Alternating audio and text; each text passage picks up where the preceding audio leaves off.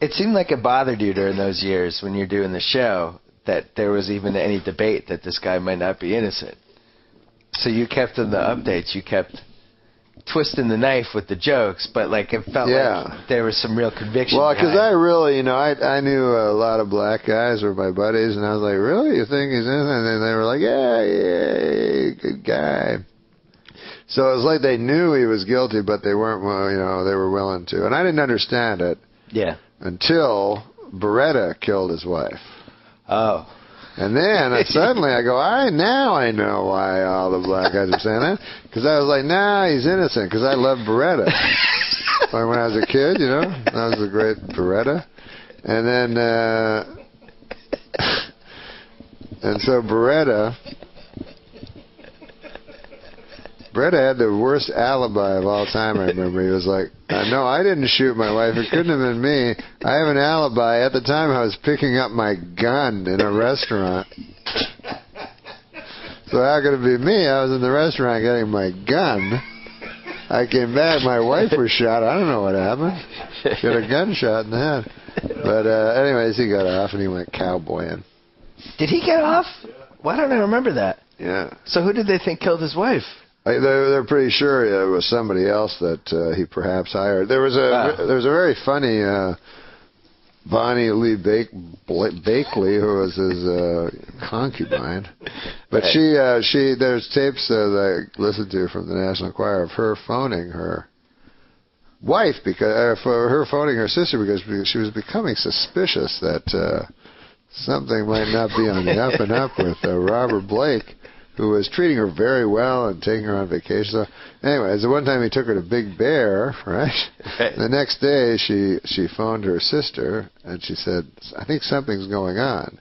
Because last night, I woke up in the middle of the night, and Phil was there, who was his bodyguard, Robert Blake's bodyguard. So she says, I think something might not be going right, because I woke up in the middle of the night, and I could have sworn Phil was standing above me, looking down at me, and then he ran out of the room going, I can't do it, boss, I can't do it. Stop. So anyways, you don't have to be the guy with the big magnifying glass to figure out that one. I'll tell you what I do like in the news, the big murder trials, because I can follow that, And now we have the greatest one that's coming up, because it's the best when celebrities are up for murder, because then you know the guy, And so, right? So they selected the jurors for the Robert Blake trial, so that will move on, and I'm happy about that, because I love Robert Blake. Ever since I was a kid, watched him. Beretta, my favorite show. God damn, that was a good show. I will say one thing about Robert Blake. The guy appears to have not the greatest alibi I have ever heard. Seems to be a relatively weak alibi to me. And I'm no jurisprudence, I don't know. But this is his alibi as far as I can figure it out. He goes, it couldn't have been me who shot my wife in the secluded area over by the side of the ditch. On account, I have an alibi. Oh, where were you? I had to go back to the restaurant.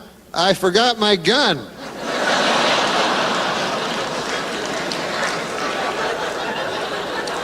Then I got my gun. I went back to where my wife is, and goddamn, somebody shot her.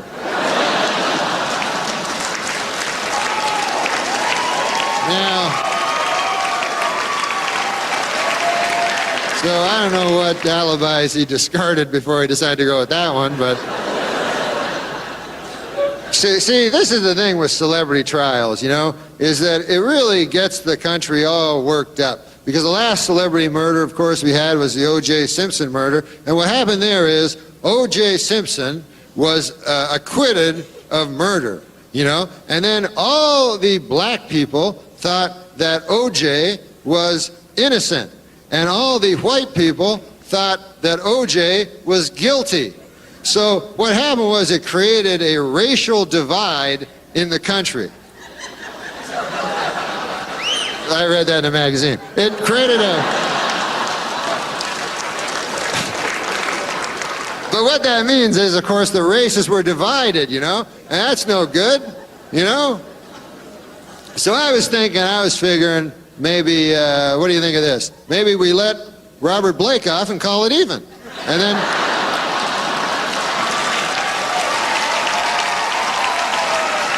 All right, folks, well, God bless you all, and God bless America.